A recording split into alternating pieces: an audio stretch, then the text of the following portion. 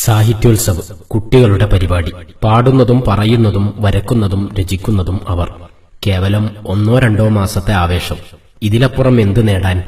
ഇതുകൊണ്ട് കുട്ടികളുടെ ഭാവിക്ക് എന്തു മെച്ചം എന്നൊക്കെ ആലോചിച്ച് നിരുത്സാഹത്തിന്റെ നീരസഭാവം കാട്ടുന്നവർക്ക് ചിന്തിക്കാൻ ചിലതു ബാക്കി വച്ചാണ് 23ാമത് സാഹിത്യോത്സവ് നീലക്കുറിഞ്ഞിയുടെ നാട്ടിൽ നിന്നും ചുരമിറങ്ങുന്നത്.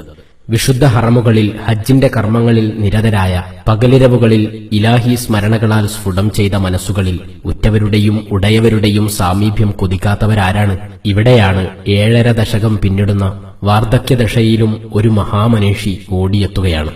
വിശുദ്ധ ഹജ്ജ് കഴിഞ്ഞ് രാവിലെ 9 മണിക്ക് എയർപോർട്ടിലെത്തിയ സുൽത്താനുലുലമ നേരെ മർക്കസിലേക്ക്, തന്റെ പൊന്നോമനകളായ യതീം മക്കളുടെ ചാര്. പിന്നീട് തന്റെ ശിഷ്യരിൽ പ്രമുഖരായ മർഹൂം CP അബ്ദുൽ ഖാദർ മുസ്ലിയാരുടെ ഉറൂസ് പരിപാടി കഴിഞ്ഞ് വയനാടൻ മലനിരകളിലൂടെ ക്ഷീണം വകവെക്കാതെ, യാത്രയുടെ ക്ലേശതകൾ കണക്കിലെടുക്കാതെ പൊട്ടിപ്പൊളിഞ്ഞ നിരത്തിലൂടെ ഓടിക്കിതച്ച് മൈലുകൾ താണ്ടി 3 മണിക്ക് നീലഗിരിയിലെ സാഹിത്യോത്സവ വേദിയിലേക്ക്.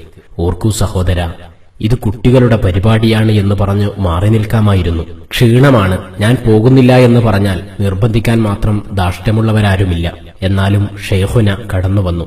സാഹിത്യോത്സവ വേദികളിലെ താളാത്മക ഗാനങ്ങളിൽ തളരിതമാകാനല്ല, തക്ബീർ ധ്വനികളിൽ ആവേശത്തിര തല്ലാനല്ല, ജില്ലകൾ തമ്മിലുള്ള മത്സരങ്ങളെ ഊതിവീർപ്പിക്കാനല്ല, മറിച്ച് പ്രവർത്തകർ അത് കുട്ടികളാണെങ്കിലും മനസ്സറിഞ്ഞ പ്രോത്സാഹനം നേതൃദൌത്യമാണെന്നുള്ള തിരിച്ചറിവാണ് ഈ സാഹസികതയുടെ ഉൾപ്രേരകം. പ്രിയ പ്രവർത്തകരെ, ഇതിന് പകരം നൽകാൻ നമ്മുടെ കരങ്ങളിലൊന്നുമില്ല. വിഷയങ്ങൾ നാം ഏറ്റെടുത്ത് ചെയ്ത് ഉസ്താദിനെ വിശ്രമിക്കാൻ വിടാമെന്ന് കരുതിയാൽ കാര്യം നടക്കുകയുമില്ല.